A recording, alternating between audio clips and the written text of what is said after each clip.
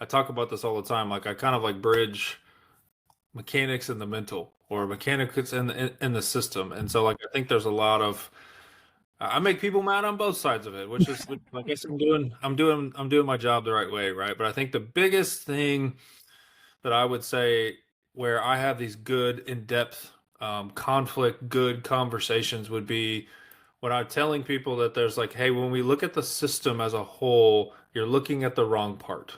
You're looking at the ground level when we need to go to the core, right? That's one of the Mhm. examples I use is like, hey, like when you look at the earth, there's the all the different layers of it. Well, you're looking at the wrong layer.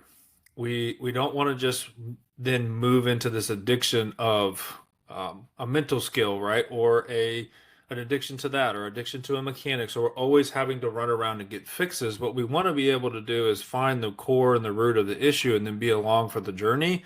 So then the player knows how to do that, because the players, no matter what sport you're in, whether you're a hitter, you're a pitcher, you're a fielder, you are by yourself always, and you always will be by yourself Yeah. on the field of performance. And so I think that that's where I get a lot of conversation, because people, it's not that they don't understand, but they want to be able to either don't agree or they want to be able to see it in a different way. And so that's really where we get a lot of really cool conversation, because we can just kind of dive into, hey, like you're doing great.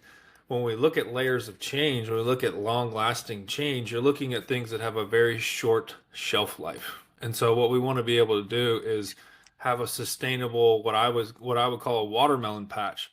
Stop driving to the watermelon store to get a watermelon. Learn how to grow a watermelon patch instead of just having, the short shelf life of that. So it's like let's develop that, let's develop that system, and that's a holistic approach to that, right? Sometimes it's physical, sometimes it's neurological, sometimes it's whatever it is. And so like you just go down these things and you look at the system as how is the system interacting, and then people are like, well, yeah, but he's like, he swung this way or they threw the ball this way. It's like that doesn't actually matter. That's great. I'm glad that you could see that. But I say a lot of times too, where being able to observe a mistake or a fault is not even really a human characteristic. Animals can do that. And crows can pick up tendencies. Lions can see, hey, this zebra is lame or weaker, so I'm going to go after that. It's easy to identify problems, but being able to find the layer of change that will erase that problem that we create for ourselves is the goal. And so I think Okay. that's Go ahead. where, yeah, that's where a lot of that conversation comes from. So I'm going to go back to somewhere where you started, but I think the word that sort of jumps to mind in what you just said there about humans versus animals is judgment, right? The Mhm. animals, they observe non-judgmentally because they don't have the capacity. Yes. We look at everything and we assign meaning to it.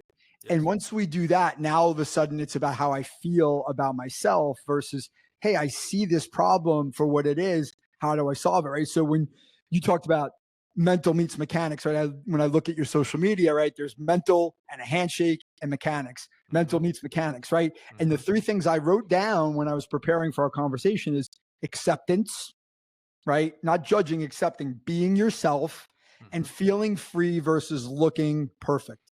So, like, just like reacting to that, like, is there like one piece of that that stands out, or is like, how do you react to that when you think about that concept of mental meeting mechanics? Yeah, I think that's how it has to be.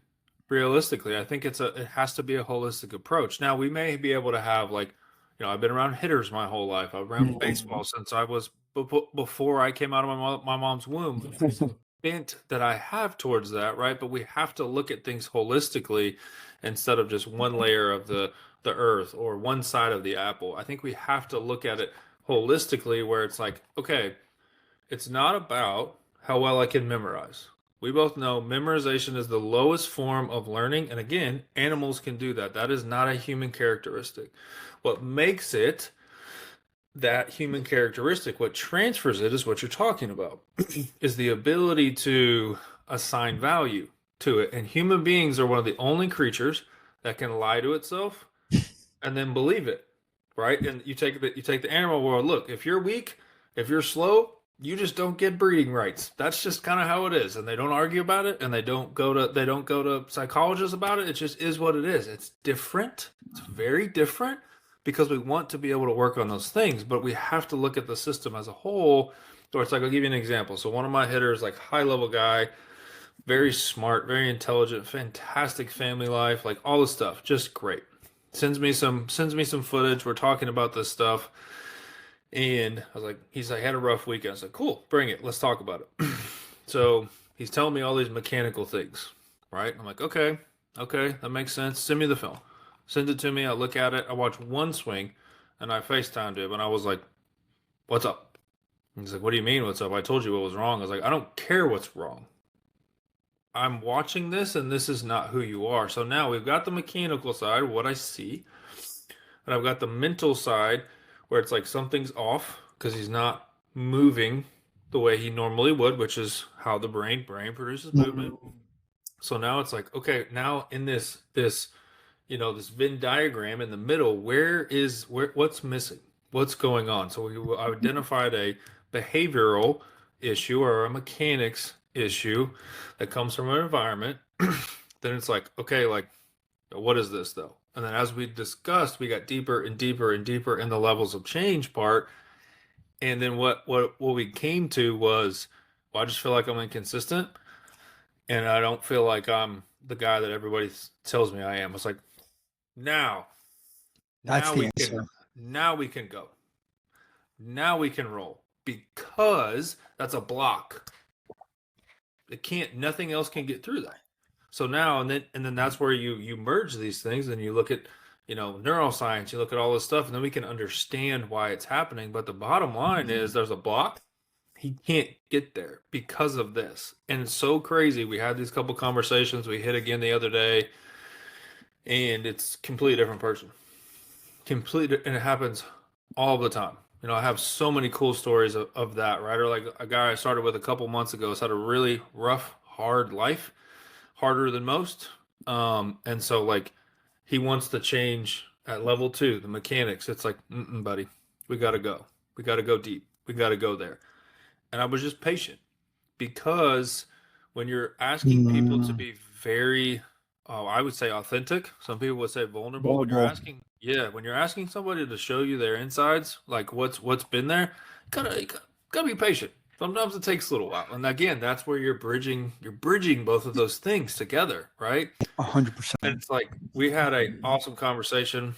I've had so many tears shed on my hitting mat.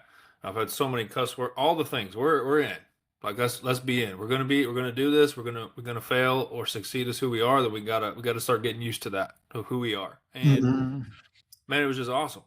And now he's sending me text messages that sound like a neuroscientist, where he's like, man, like 100% had a subconscious like CNS like dominating my day to day. I let that cue get in here, then this, and the text message is this long. And I'm like, so he's self-regulating, truly self-regulating, not just the term, right? He's absolutely doing that right after. And it's like he's 17. It's incredible. So that's why there has to be that bridge of understanding those things, because now it's like they want to know the physical, because these kids have been inundated, these players have been inundated with Since 5 years old. Since 5 years old, 100%.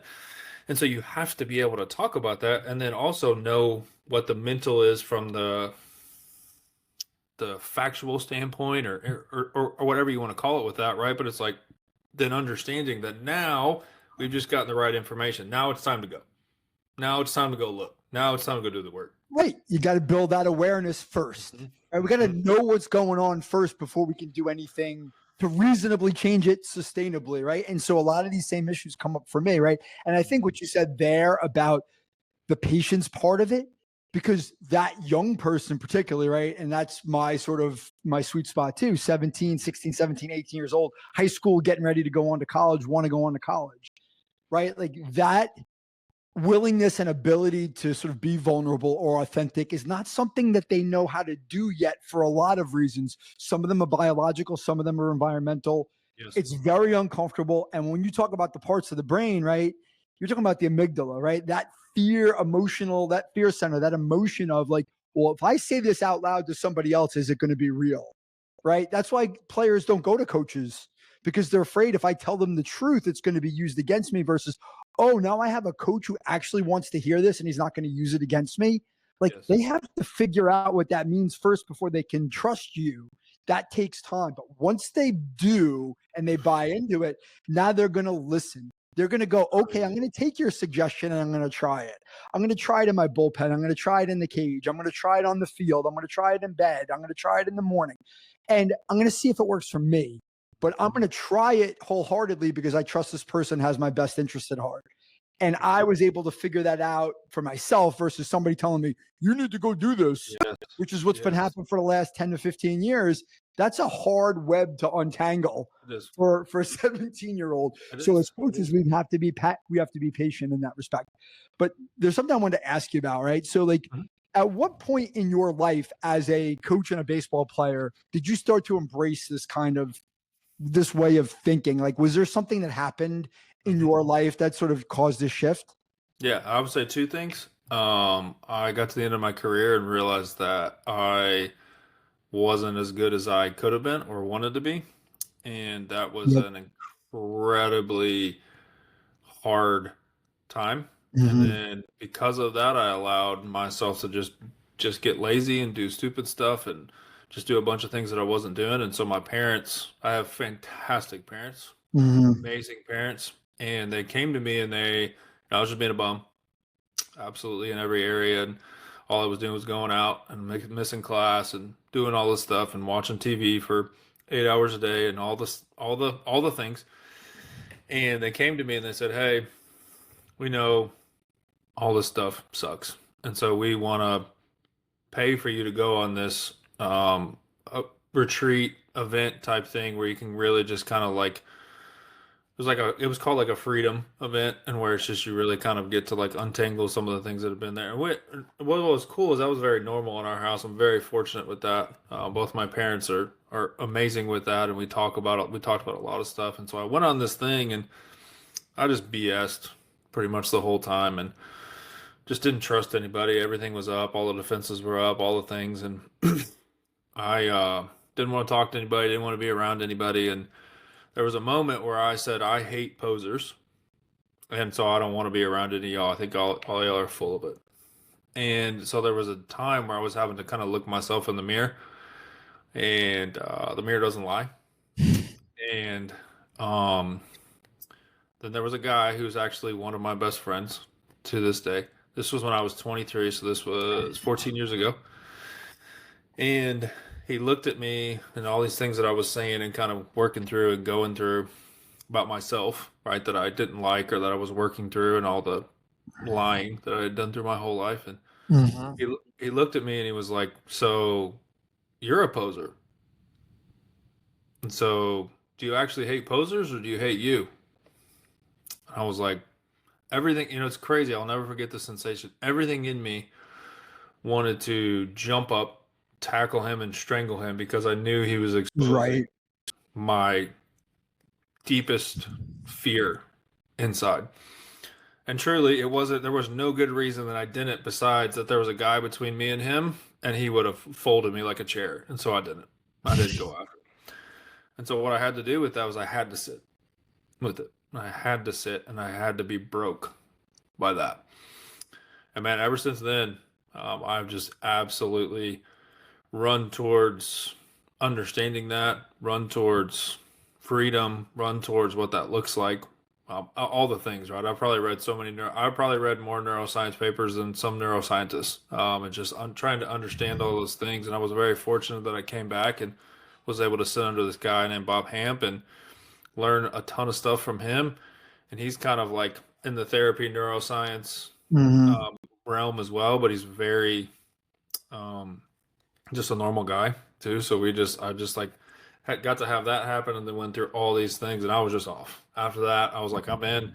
This is the worst, most amazing feeling ever. Like I'm gonna live this way, and yeah. So I just brought it into to baseball, and I've done this in the business world. I've done this in the nonprofit world. I've worked with drug addicts, like all the things where it's just like we're just brought this in, and I got to bring it into my marriage, and I'm trying to raise my kids that way, and all the same way too. So that was really the point where I was just like, okay, like There's something different about this, and because I learned very quickly, I didn't fit in well in school because I would learn stuff faster than the teacher sometimes, and my brain works very quickly. And an hour 15 in a class is very boring for me because I could get it in about 45 seconds, and so um, yeah, it was just so once I got that and I just ran with it, I was like, I could not get enough, and I still can't. Me and Bob are talking about frequencies and all these different things now, and how Newtonian physics is one of the things that messed us up as a human race, and like all these crazy things that I never thought I would be,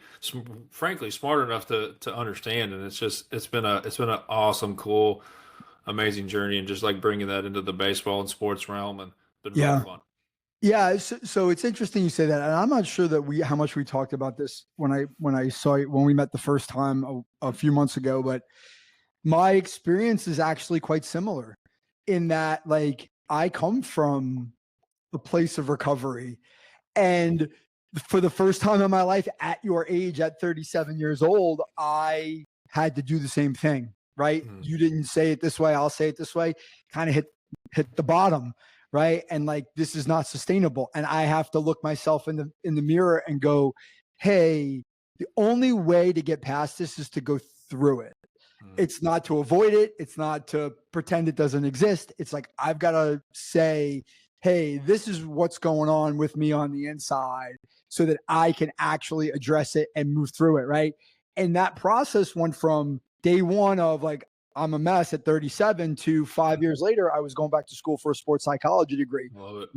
Yeah. Why? Because Love it. I learned that, like, all those things that I wanted before I came into recovery were things I was afraid to do because I was afraid to fail. Mm. Right. And now all of a sudden I'm telling all these people that I've got all these problems and I'm saying it out loud. And it's like, well, if I can handle that, then pretty much if you strike out in a big spot, like, you can handle that too. That's Right. And right. that's not rock bottom. But at the same time, it feels that way sometimes for the athlete. And I think being able to put yourself into their shoes and go, hey, you know what? This isn't that big of a deal objectively from the outside, but I've been in your shoes, whether it's as a player or as a person, where it's like, it feels like the worst thing in the world. And Yes. so we've got to acknowledge it and go, okay, it does feel bad, but what are we going to do differently to make sure it doesn't happen the next time? Whether that's the way my brain works or the way I breathe or the way I have a routine or the way I look at the world. The way you look at Yes. the world is different than the way I look at the world through your experience. Yes. That's why you got to coach players through their eyes because they see the world a certain way. They learn a certain way. What's important to them may not be important to you. If you can't relate to that, you're probably going to fall on your face as a coach. And we could Well, talk yeah. more. We could talk more about Well, that. and what you're going to do, right, is you're going to operate at that mechanic or mental skills Right. level, and that's because that's all you can go, right? I say it this way, where like your coach can only take you to the depth, the inner depth that they are willing to go, and most people, let's call it what it is, won't go there. They go to a job, right? They wake up at 6 o'clock to go lift weights, Mhm. to work off the food that has poison in it, and then they go to work. They don't love work. Then they drive to work, they come home, they do that, they have dinner, they watch Netflix, they go over that, and then they repeat it. They repeat that till they retire, and then they retire and they get there like, what was my life? What was it for? And then it just perpetuates at that point. And so it's like that's how it works, right? That's how, like, even in the coaching world, there's so many people. It's like, oh, they have full books and they do this, and it's like, yeah, and you half-ass most of them, and it's not okay because they can't only go to that level because that's all the only level that they've been to. And it's like, look, like, I get it, but it's like I have some very unique giftings that most people don't have on the planet. Let's get that straight first. That's totally fair. And I don't, Right. because so much of this was out of pursuit, absolute dire pursuit. I tell people, I tell kids all the time, like groups that I talk to and coaches, like, look, I used to be a wuss who had excuses for everything, that would lie about everything, that would exaggerate the truth, that would say I made teams that I didn't make, all this stuff. I used to do that. I used to be that guy that would wuss Mhm. out on everything. I ain't scared of nothing now. Yeah. That didn't happen by accident. Right. Didn't happen by accident. Literally, before I got on this phone call, I talked to my kid about how I inappropriately reacted towards her, to tell her, hey, like, I messed up. Dad was mean, and that has nothing to do with you. That's me, the 100% me owning that, right? So it's like, yes, I do have some very unique things that most people don't, and I don't, because it's a pursuit of doing that and getting there. And I think that's where so many people that have been willing to do that, you can always look and be like, oh my, like there's some more. Like, let's go get this. But it's also like it's very relatable, right? Like I can think of a story that happened last week. There's a coach here locally that I've actually become like he's one of my best friends now. It's really cool. And he's, like he's had a really interesting life, like really hard life in some veins, and just dealt with a lot, but he's very open to stuff. He's very open with me, which is very cool. He trusts me with that. It's very cool, but he's very open to new ideas, and so he doesn't always understand it. And a lot of people are run off because he argues. That's how he processes. He Right. argues, external processor, but he argues with it too. Not a big deal. I'm pretty. Right. I'm okay with confrontation, Understanding. and I like conversation. So like let's go with it. But there was one. So I help him with some stuff with his team, and went out there, and there's a kid that he was like at the beginning of the year was like, hey, like I need this kid if we're gonna go to the state finals. Like I need this kid to be good. I said, okay. So we're working with this kid, and I'm like, dude, like we're in for a little while, right? And I'm like, I don't know what's going on. Like there's a lot of stuff. I don't know this kid's whole story, but like there's some stuff, right? I was like, I think we need to talk to him. Let's just talk to him and love on him and see what we can do.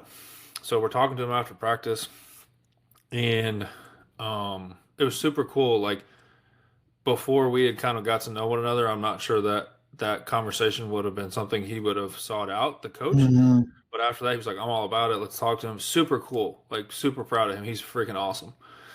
And so we're having this conversation, right? And like because I have some trust with the kid, and I also like know his friends, and his friends are, like, hey, like Cam struggle this person's struggling with this. Like Cam, can you help him? Like whatever, whatever. And so like, but then I'm able to speak to him as a human, Mhm. which the kids had a just hard, it's been hard, man. I look at it, I'm like, I'm not as tough as you. Like I wouldn't have been able to handle that stuff like you had. Like you're a beast. But then just to be able to speak to his specific issue of what he was dealing with, right? And watching all these people do this and wondering when is it my turn? Just fair. And I think what was cool is that when we were able to go down into that moment and just be super honest, get there, have some emotions that are there, dealing with the stuff, like awesome, real conversation. We're able to go there, and then I think what proves that, what proved it to the kid was he said, I went here and I survived. This was like something I didn't know if I could talk about, or I was worried about this, and I survived it. And now the mechanics or where the shortcomings are on the physicality side or the mental skills side are easy. Right. The hard, So right. That's the hardest thing you're going to do. Right. yeah, Exactly. Again, I don't want to talk about myself, but like that come was on. my experience. If I could stand up in front of a room of people and say that this is something that I couldn't control and I had to surrender to it, and this, like, that's the hardest thing I'm ever probably going to do in my life. True. Once I do that, anything else is possible. I can quit my job and go back to school and get a degree at 45. I can go start a business and become the guy I've become, because like everything else is easy. Like Yes. that acknowledging that you're flawed human being outwardly to somebody else is the hardest thing, at least in my perception, Cool. right? And I think you're right. And in fairness to people, right? We all have that mask that we wear, right? Facts. And Facts. right? And if things aren't hard enough, right, to the point where the pain outweighs like keeping it inside, you're going to keep it inside because it's just easier to do until you Yes. get to that place where it's like, I got to let it out. Mm-hmm. And Mm-hmm. where you let it out matters, right? Yes. You got to let it out to that right set of ears that is not going to judge you, right? Which is why I would say I'm good at my job, right? Because Mm-hmm. a lot of my kids come to me and they hear those voices that care, but they're judgmental. Mom and dad, teammates, coaches, whatever. Then they come to me and go, oh, I went 0 for 4. And I'm like, okay.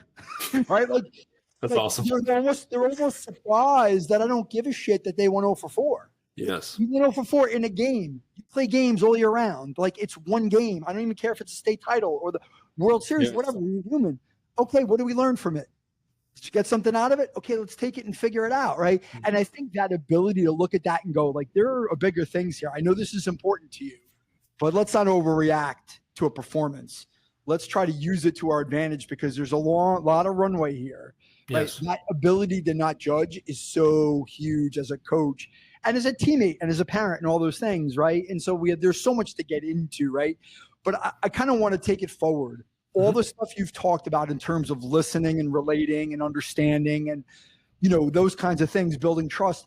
How does it apply in your work in the cage with a hitter?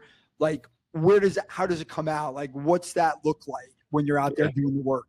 Yeah, I think the biggest part, right, is like when, if we start with the trust aspect and then be able to work down, is that if we want to actually solve what's causing an issue, there has to be trust. If we want Mhm.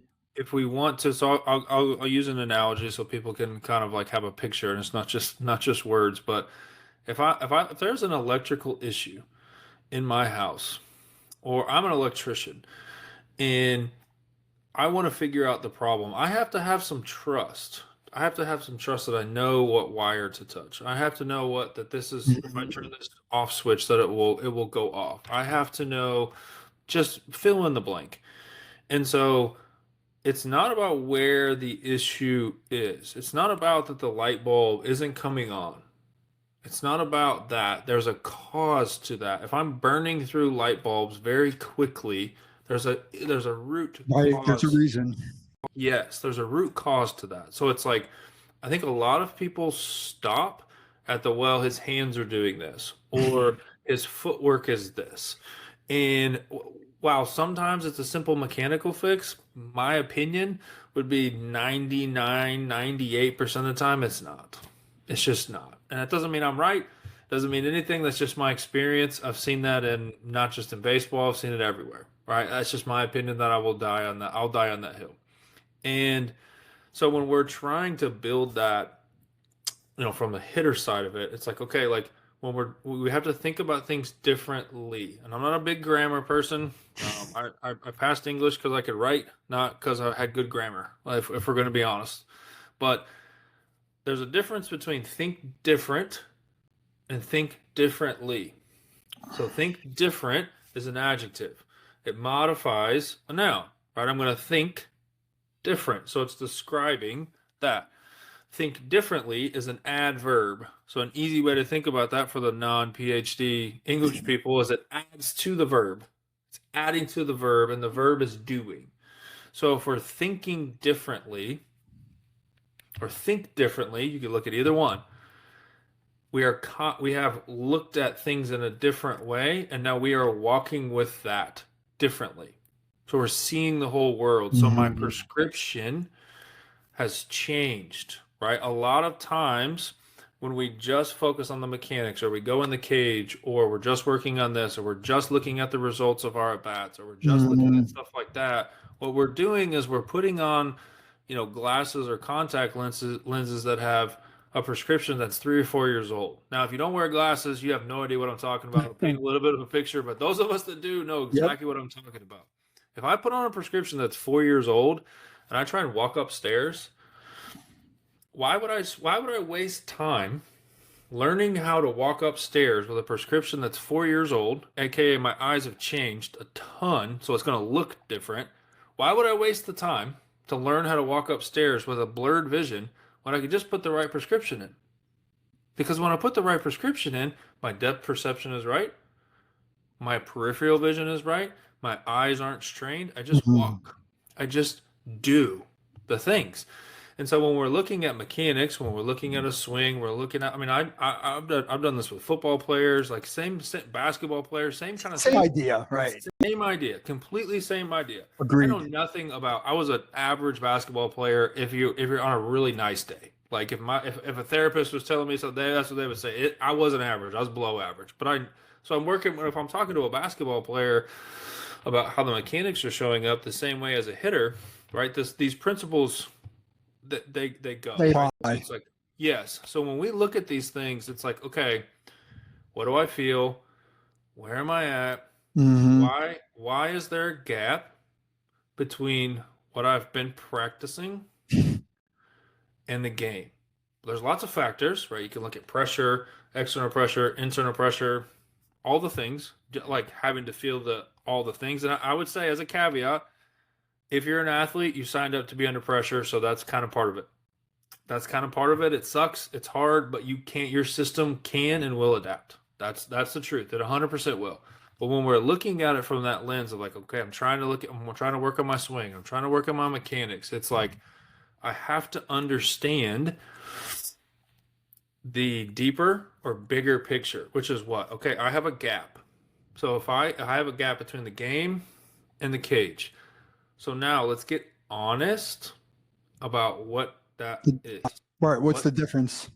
Yes, what's causing that? Because truthfully, I tell my hitters, I said, my job is to teach you how to build your own bridges so you can stop coming to me and expecting me to build your own bridge, right? You got to do it.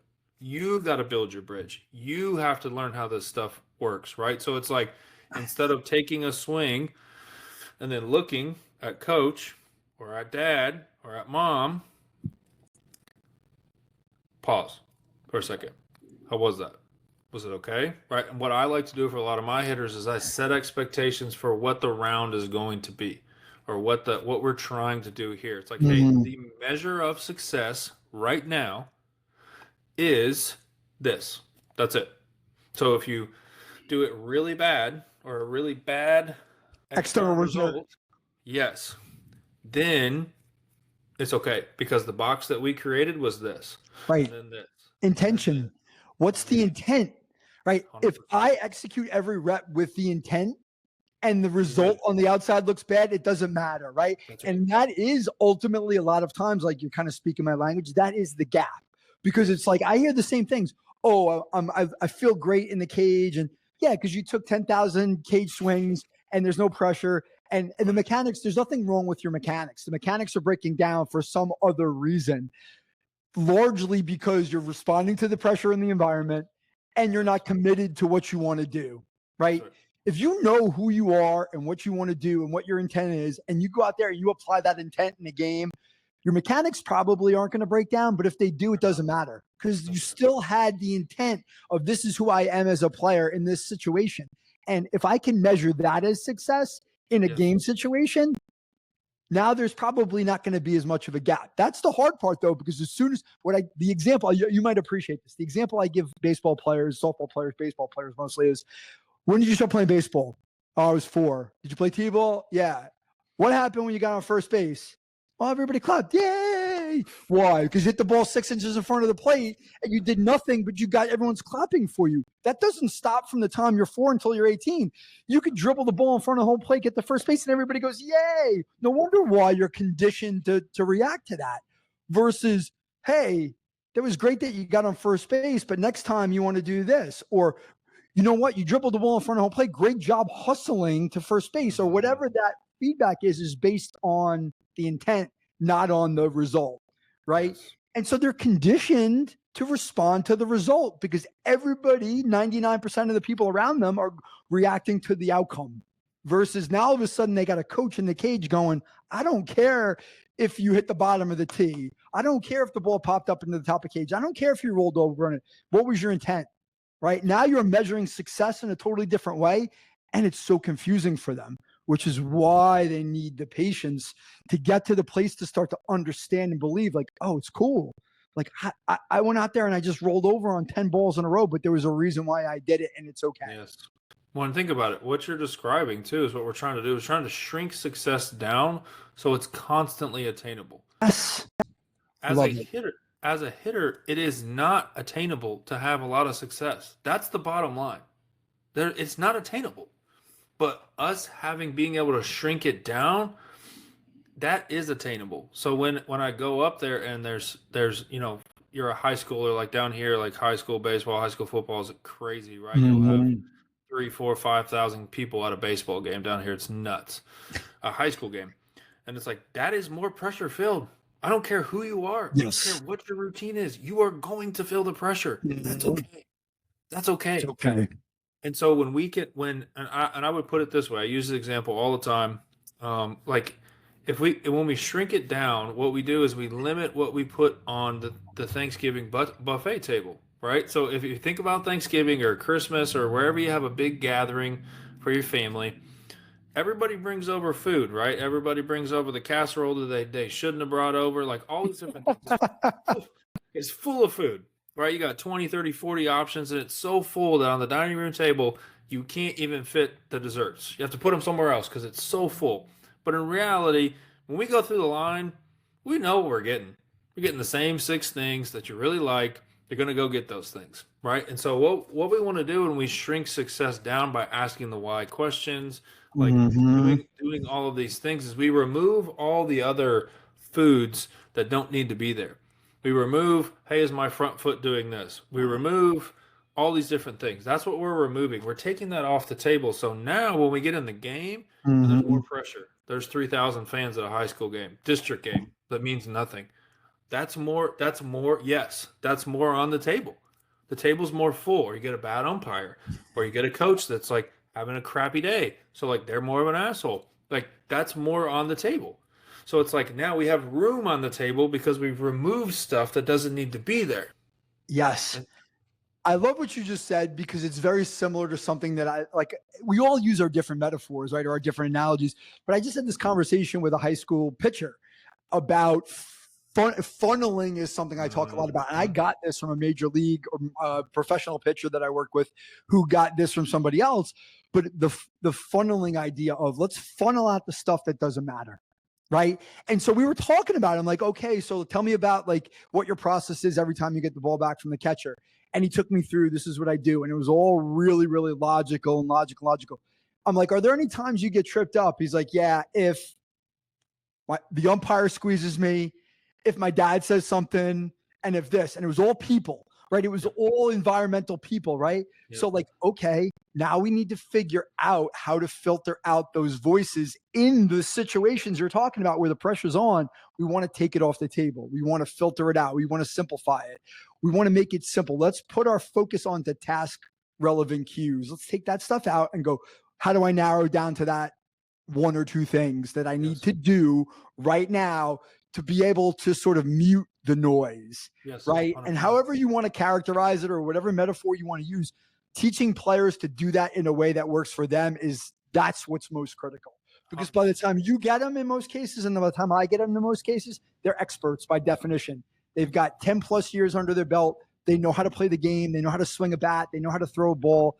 They don't really need us to do that. We're sort of justifying we're justifying our existence by doing, oh, if you move your hands here and you load a little bit sooner and you step all this other shit. No, you know what you're doing. How do we get the blocks out of the way so you can go do what you know how to do? That's right. Freely, I'll use your word, right? Yeah. That's what it's about. You know what you're doing. I'm just here to be the guide, player. That's right. Let's help you move the blocks so you can figure it out. Well, think about it. Like, there's Donald Miller, right? He owns a big company. Like, they do consulting and stuff. But he has a book, and he's written lots of books. But I love Donald Miller, by the way. It's my number one book to anybody who owns a business. It's number one book to read. Story Brand. Story Brand, 100%. It's so good. Well, he talks about that, right? For those of y'all that don't know, he talks about this concept of every big story. He's written some scripts for Hollywood movies, and like he knows, he gets it, right? And he said that there's a hero, there's a villain, and there's a guide.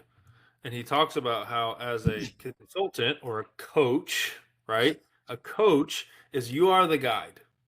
Right, and he references a bunch of different stories. I'm a big Lord of the Rings guy, so I loved where he talked about, like, Gandalf is this guide. He's not the main character. He doesn't walk it through. He doesn't have to do some of these things. He has to do harder stuff. He has to deal with harder things and different things. But that's the goal, is to be the guide, because I don't need to be the hero of anybody else's story. I got my own. I need to be the hero. I have to be that. And if I'm too busy, and this is what happens. It's way more of a high to be the hero of somebody else's story when you don't have to deal with all the other stuff. And so it's way easier. It's like, oh, I'm just going to go be the hero of everybody else's story. And then I don't have to deal with all the other stuff. I just get praise, and I just get this, and I just get this. And it's like, yep, and you're an asshole at home. Right. And it's like, That's the reality. That's why we do it, because it's way easier. Just like, oh, Gary, what you did with that? It's like, yes, and he did it. She did it. That's right. Like one of my college girls, like she just got named a captain as a sophomore. Like, what? Incredible. And the coolest part of what she said, coolest part of what she says is, I finally feel seen for everything that I've been doing and everything that I've been putting in, everything, all this stuff. I don't love that. I don't want people having that power, but I love that honesty that's there, right? But I So I think, think it's like go ahead. I'm sorry. it's so much comes down to just being the guide. Like, Well, be the guide. yeah. I want to pick on what you just said there in terms of being seen, because I think it's important. But I didn't think this was going to go down to Donald Miller, but but now when you say that, and I know you a little bit, it's not a coincidence at all, right? When I look at your coaching frameworks, a word he would Right. use, right? Yeah, But like that's the right. way your Yeah. social media presents, I know exactly what you stand for. I know what you do to help the hero in the story, how they can get that transformation, right? And that's what we're there to do. We're help the hero, the athlete, transform into what they want to be on a Yes. consistent basis. How Yes. do we help them remove the roadblocks in that story? That's right. That's it, right? That's it. That's That's all we're trying to do. That's that's all we're it, trying to right? do. And if I'm not exactly right about what that suggestion is to do that, it doesn't matter because I'm Yes. just the guide. I That's can it. point you in the right direction, but I can't swing the bat for you. And I That's think right. that is ultimately the hard part of coaching and parenting is we want to be in control. We Hmm. want to be in control. We want to be the ones to be like, hey, if you just go do this one thing, this quick fix, if you just go meditate or you just go change your load or your timing or you do whatever, it's going to be fixed. And that is not the way it works. Well, Right. And I that's think why so much of it happens, because I'm gonna step on some people's toes. I'm doing it in a loving way. I'll let you do it. Parents do it so they'll feel better. Of course. I'm a parent. I have two teenagers. I totally get, like, I totally understand it. Like, it makes Yes. so much sense, right? But it's like, it's not your story either, and that's so hard. And It's that's, I got not two. your, yes, It's it's not your not story. my, it's not. And here's the thing, right? It's not our experience as parents. And Yes. literally, I'm literally a person who's supposed to know better. And I go to a game and I do what every other parent does. The only thing I would say for myself that's different is I know when I do it. And when my kid goes, Dad, shut your mouth. Yes. I shut my mouth because my daughter is, or my son's reminding me, hey, listen, this is my deal. And I'm like, I had my time. I played when I was your age. And then I played baseball for another 15 years as a grown up. I love Didn't it. matter. Nobody was watching. And I loved it. And that taught me a lot about how to relate to athletes because I failed. I was learning how to play the game all over again as an adult. Mm. It was like a real reminder of like, hey, like this shit's really hard. And if I just go tell some kid that like you should just do this, it ain't that easy, No, right? it's You go not. to you go to a tournament in the summer and you pick up a wood bat for the first time. The first time I picked up a wood bat and played with it, I thought I was carrying like a 50-pound club and I didn't know how to hit anymore. That's Right? Like awesome. it's not easy. So like you got to be able to be like, hey, listen, take some time to figure this stuff out. Anyway, Yes. I'm on Yes. No, that's great. That's you know what great. I'm saying? Like, I do. but I do. there was something that you said before that I wanted to pick on, and now I lost my train of thought, and it's killing me. Damn it. Uh, It's all right. yeah, but so let's talk about parents. You brought it up. So Yeah. like, tell me about that part of it, right? Your work requires patience. Your work requires depth with teenagers. How Mhm. do the parents that you work with do you have to do a lot of convincing or do parents self-select? Meaning they come to you because they can be like, okay, this guy gets it, or do you have to like kind of educate them and it takes a little time to sort of get them to like, get on board? How does that work for Yeah. you? Yeah, definitely. I think anybody who says it's only one or the other is, or just like, oh yeah, I only get this. I only get recommended. I think they're lying. I think there's always two sides of it as to it. Mm-hmm. At this point, I'm very fortunate that I have a lot of people that do approach, which is very cool. It hasn't always been that way. So it's Mm-hmm. very cool to have that. But I would say also, like, on my even on my business side or the stuff I do through my social media, like we have to convince, we have to talk to that as well, to be able to get people to understand this is what we do, and especially me because it's so different, and it's so unique, and so that there is both of that as well. I think, and I think the biggest thing is that, man, like I think almost every single parent I can say has this in common. They just want the best. Right. And that's truly, whether it's going about it in a healthy way. Okay, cool. Like I screwed that. Like I said, I screwed that up this morning. So like I'm in the same group. And so I think a lot of it comes down to, I think communication with the parent from me is very important because I think I need to build trust with them too. Like they can kind of see their kids changing, and they can see this, and it's like, oh, he's starting to do stuff around the house a little different. Oh, he's starting to do this, or he's starting to do this, and then but it's just like brief interactions, Uh-huh. brief, obviously not breaching of trust or breaching of information that's there, but Yeah. just like, hey, like I'm really proud of him and what he's doing. He's running towards this. Like, here's some things, right? I think it's hard because if I'm calling someone, right, there's not necessarily a question of, hey, can you tell me um what I'm doing wrong with my kid? That's not Yeah. always that's not always the conversation, right? Mm, So I think there's some grace that yeah. goes with that, but it's like, hey, like Definitely. I think this would be very productive. This would be a really cool way for you and him to connect, or you and her to connect. This is kind of what I'm hearing, and it's like, just try this. Like you don't have to, right? Don't do it. If you don't want to, like you want, as soon as we get home, just be like, Suggestions are hey, a great that's suggestions it. are a great tool for That's right. anybody, and that goes for the athletes as well. I'll tell them, Yes. hey, give it a try. Let's experiment, see if it works. If it works, let's do more of it. Let's keep going. If it That's doesn't right. work for you, I'm not going to force you because that change process is not always linear, and it's Yeah. everybody moves at a pace. Yeah, I think that's great, right? Like you're hearing it. You don't want to breach confidence, right? You don't want the kid to feel like, oh, Cam's telling on me. Yeah. But Yeah. at the Facts. same time, you want to be able to use those observations and those interactions to also help the parents be better so that the ecosystem, Yes. kind of a weird word, That's becomes it. more productive, right? Engagement. 100%. Because it's like, that's where, I mean, frankly, like I get frustrated when it's just one sided because I'm like, hey, listen, I'm doing a lot of work. This is a lot of emotional this. This is a lot of emotional this. I'm spending time with you inside of with my wife and my girls. Like, hey, Mhm. this needs to matter. And so like that's something that like that's all it is, right? It's like, hey, like I want you to know this, and I want you Mhm. to understand this so you can take that and do with that however you want. Because truthfully, like if all cards are out on the table, you get told things that don't get told to most people, or True. anybody else, right? And so it's like there's definitely a sensitivity and a grace that you Mhm. approach that with. But I think like then there can become a united front, and then the ecosystem or the environment or however to think about it becomes more healthy because now when they come back or they go to a game, it's not repeating the same brain cycles.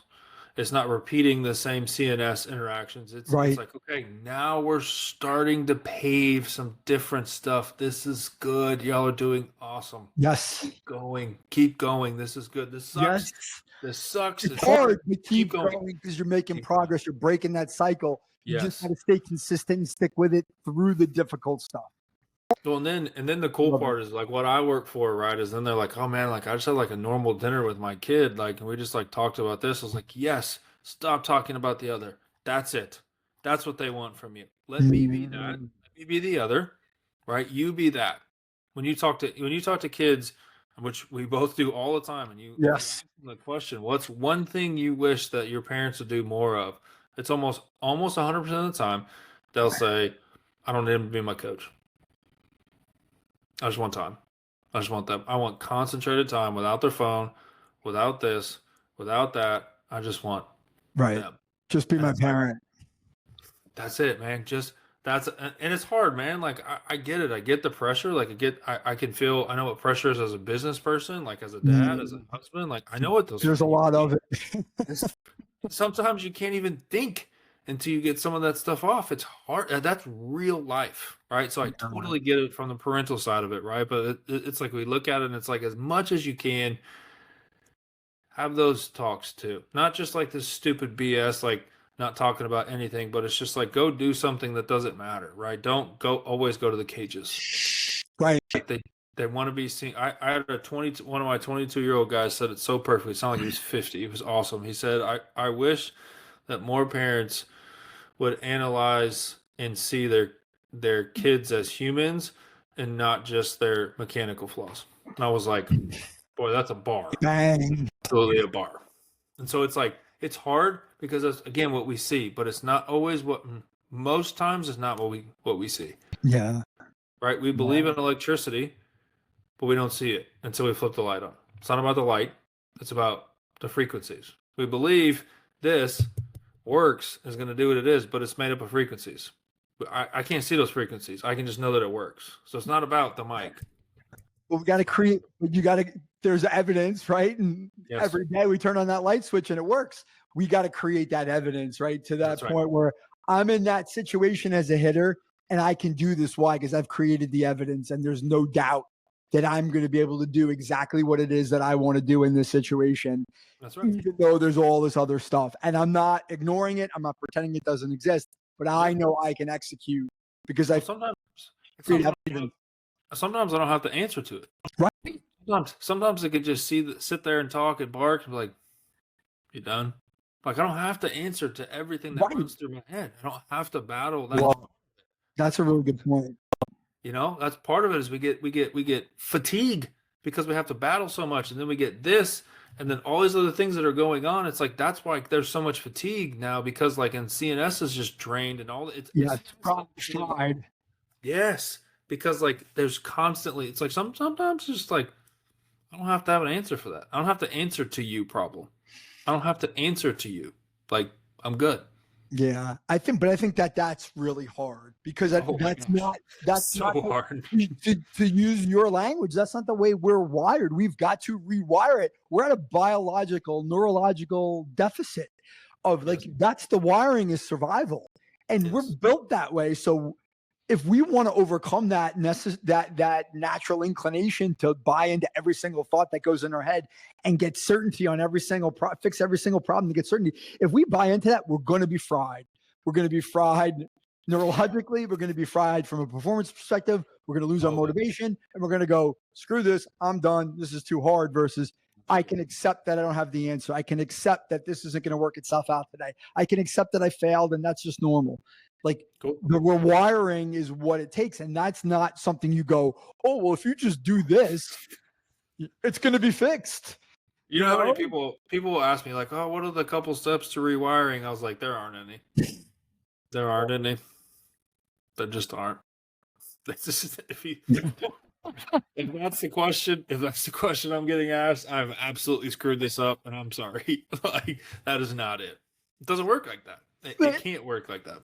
Yeah, and I think as a business person, I think that's also where we have our filter where it's like the people who want that to be the answer because they want the Band-Aid, they're probably not going to be for you, and they're definitely not for me. I know that to be true, but it's hard because you have all these other pressures, and it's like, well, do I want to take this client because I have kids and I've got bills and all these things? And then I realized after the fact, I'm like, I probably shouldn't have done that because they didn't see things the way that I see them. And now it's a conflict. And now it's a lot of resources that are being expended and a lot of worry and anxiety and anger because there's not alignment. So we've kind of gone far flung here. So I kind of want to bring it back in as we wrap up. I love everything we've talked about. So like I could go forever. And I think we said this before we even hit record, but like we talked about confidence, right? And I think for some people, there's a very vanilla, black and white perception of what confidence is. But like as a hitter, specifically through that lens as a hitter, what does that mean to you for the guys and girls that you work with? Like what does it mean for them to be confident? And how do you want them to show up? Yeah, that's great. I think confidence is a byproduct of self-belief. And as when you think about, like if we think about an analogy, it's like confidence is the trunk or the delivery system kind of, or the protection of that. And then the root system is the self-belief. Without confidence is not a feeling. You can look at that from the neurological side. You can look at it from the psychological side. You can look at it from none of those sides, just the regular guy looking at stuff. It is not a feeling. Feelings and emotions are different. They come from different parts. They interact differently. And confidence comes from what I believe. And then if we think about like the root system in the trunk, no, there could be tons of wind that blows that tree. If the trunk system is healthy from the root system, it will not blow over. It won't do it. And so what that looks like in reality, non metaphorical story picture wise, is I don't have to have every root. I don't have to have every piece of everything I don't have to have a perfect swing. I don't have to have perfect mechanics. I don't have to have perfect this. I have to have a root system that will hold my tree. Because when the wind comes or pressure comes, or I get pulled because I had a bad at bat, or this happens, or all the real things that happen when you are being an athlete, when that comes, if your confidence can be uprooted that quickly, or your confidence is like a flag blowing in the wind, it wasn't real. And I want it to be, right? But that's why true confidence is often emulated or imitated, but not, it doesn't always have it, right? And Right. people that are truly confident, in my opinion, sound different and they sound arrogant to insecure people. Yeah. So my view on this has, I think, evolved Mm-hmm. pretty significantly. And I think confidence, right, is such a universal topic. And there's so many different ways to look at it, right, in terms of how you define it and the schools of thought and all those things. But for me, what I would say to an athlete, and I believe this for myself very much so, when I start to doubt myself, is who am I? What's my identity? Who do I want to be? Right? If I show up in the world the way I want to be today, then I should feel good about myself. I should feel confident. Why? Because I'm being exactly who I am. What happens is that I think for athletes is they show up and the results don't reflect everything they've done, and they let that dispute who they really are versus like, no, I showed up exactly who I am today. I believe in it. I know who I am. I did exactly what I wanted to do, and I went 0 for 4 versus, oh, I went 0 for 4. Maybe who I am is not good enough. Yes. Yes. When you think Well, about it, right, like results can't have the power over everything we do. mhm. They can. We But they don't want. can. They We shouldn't. don't. Yes, we don't want them to, because you Right. could do everything right and still have that 0 for 4 Mhm. next to the result. And that's why it's so important for us to understand Mhm. that. And I would even, and this is somewhat of a hot take, so you get another one. Love But it. um, if you, I think we can look at doubt in a different way than we do as well. I don't think doubt is all bad. Here's why. If you're doubting, it means you're arguing with yourself. And you You're want to thinking, believe, you're just not convinced yet, or there's some other factors that are coming in that are taking away from that. And so if we have doubt, it's not always bad, because that means we want to believe that. We are lurking for those things to believe. right. And the questions you ask yourself, I'm going to go back to something you've said multiple times, and I think it's right on the money, is if you ask yourself, why am I doubting myself and where is that coming from? Now we're getting to the root of the doubt. Now I'm trying to understand me so that I can solve the problem for me, right? Yes. I understand why I'm feeling this way. I'm thinking this way. Okay. I'm not scared of it. I want to know, because if I know, then I can do something different to answer the questions versus, oh, I feel doubt. I'm scared of it. I'm going to avoid it. And now I'm going to be stuck in the doubt.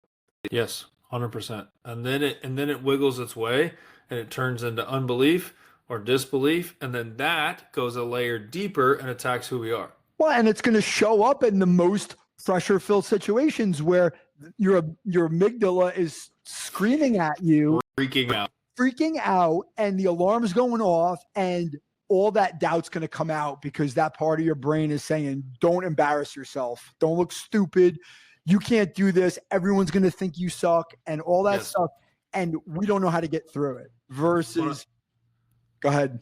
Well, I was gonna say, and I think like what's super important here, and this plays into this confidence and doubt piece too, is like the body, the system, the brain can't always differentiate between emotional danger and physical danger. So they Yeah. feel the same thing. So that means that the Hmm. same thing, you would feel the same thing as if a tiger was coming and trying to eat you, as opposed to Yep. if I strike out, you're going to feel the same thing, which is why there's a gap, because Uh-huh. you survival mode, which does what?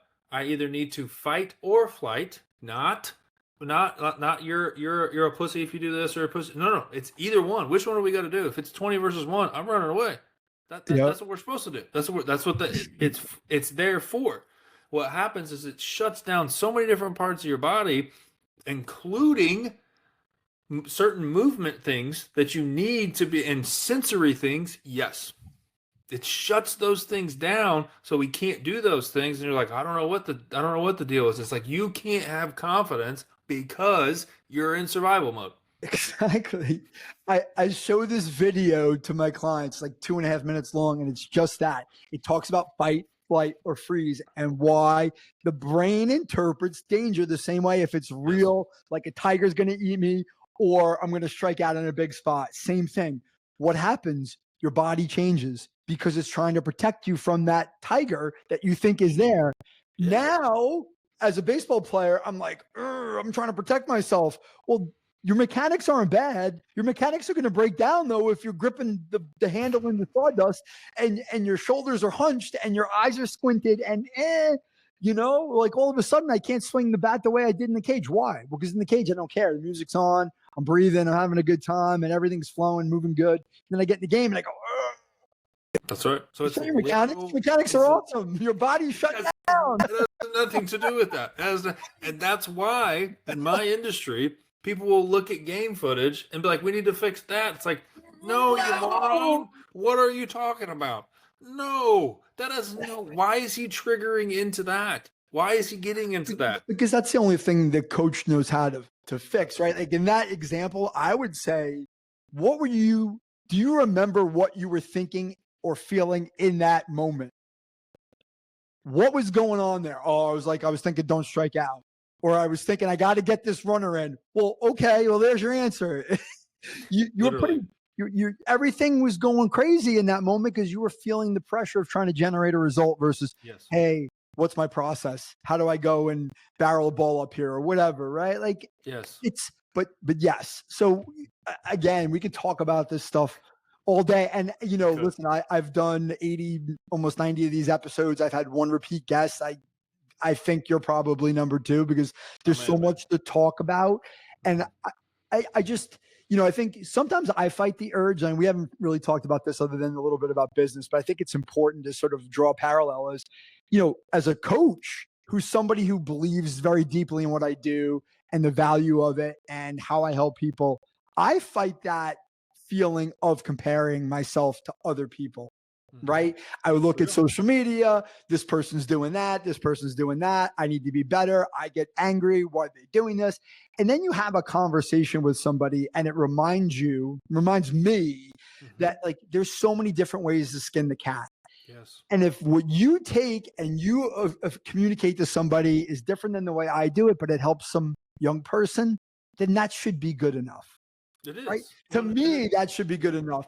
I have to remind myself of that. It's not me. It doesn't always have to be me. My ego, I don't have to be the best person. There's so many kids and so many coaches. If you're good at what you do and you help kids and we share some of the same beliefs and we diverge on some of the others and I'm learning something from you, like, man, That's that's right. what it's all about.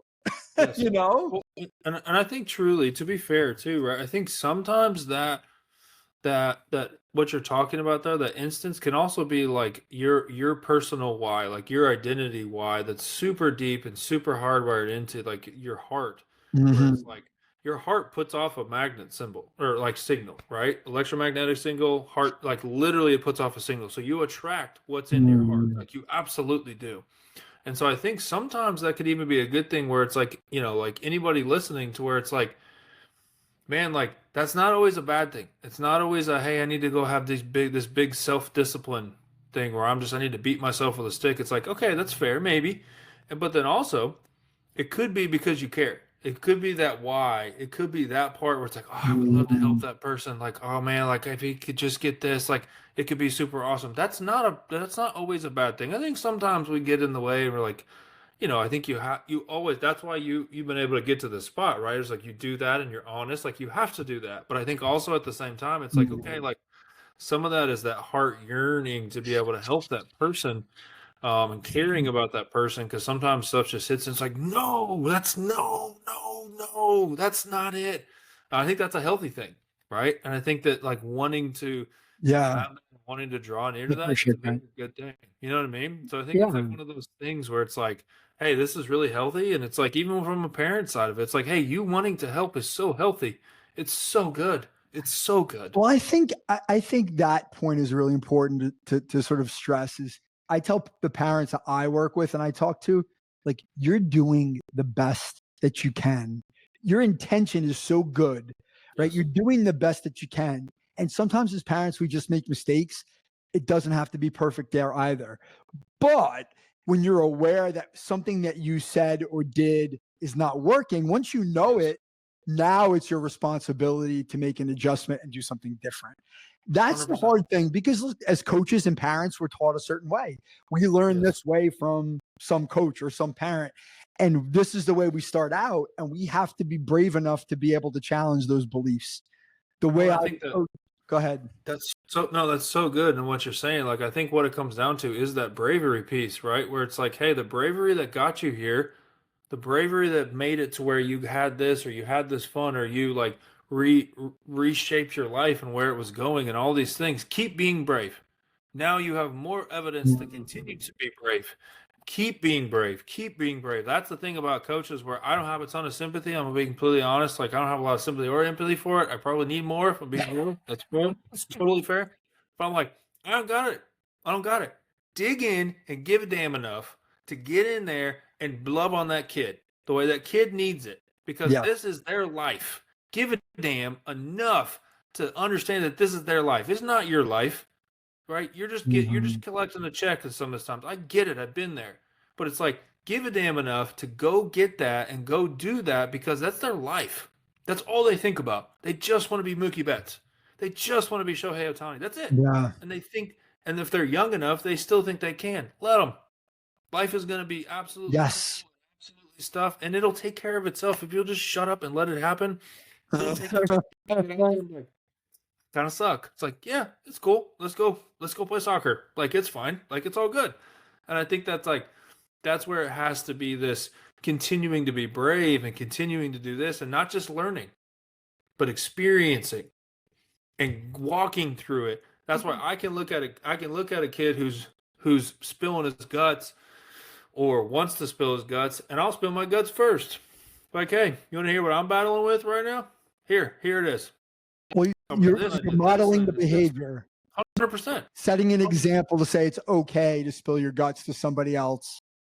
It's Because now like, all of a sudden, yeah, it's well, it's like huge. I was literally talking like that the person I was telling you about before with the example, like the kid was being able to like release some emotions, right? And like, if for anybody listening, like I don't care who you are, if you got a problem with it, I'll give you like you can literally come at me directly. It's totally fine. Crying is a stress reliever. That's it. That is literally what the body is doing with it is the tears come out and they can watch it and stress releases. That's all it is. Has nothing to do with it's Right. actually the most strong thing you can do is to Yeah. release them and run towards it and not be a wuss and run away from it. It's way easier to run away than it is towards. Yeah. Or you bottle it up and then the top on the pressure cooker blows at some point. That's right. Well, and that was the whole thing with that conversation. This kid was being able to like kind of deal with some stuff, and I was like, was able to have that conversation where it's like, hey, I don't care what anybody says, and anybody saying was might have been the person I was with, right? It was like, what you're doing is incredibly strong. It's incredibly brave. Yep. Keep They going. need to hear that. Keep going. Keep Yeah, doing it. And he man. did. And he did. Keep Keep being going. brave. It's a, Keep being it's brave. a, it's a great way, man. Keep being brave. Keep going, man. Cameron, thank you so much for joining me on the podcast. We Brother. can keep going, man. But I loved it. I love it. I love what you have to say. I love what you believe, and keep doing what you're doing because if you're helping kids, that's what matters the most. I appreciate you, brother. I appreciate your time and your trust and just Yeah, just all the stuff. I know it's a big deal, and keep doing what you're doing. I know it's Thank hard. you. We're kind of pioneers in this, on some veins, right? Just keep on, and Yeah. know what that why is. Continue Yeah. connecting back to that why, and we keep being brave, right? We'll lead from the front. And just keep being brave and keep being that. And man, what you're doing is great. So keep on, Gasper Thanks, down. Herman. All right, man. It was great to see you. I'll talk to you again soon. All right. Sounds good, brother. Take care.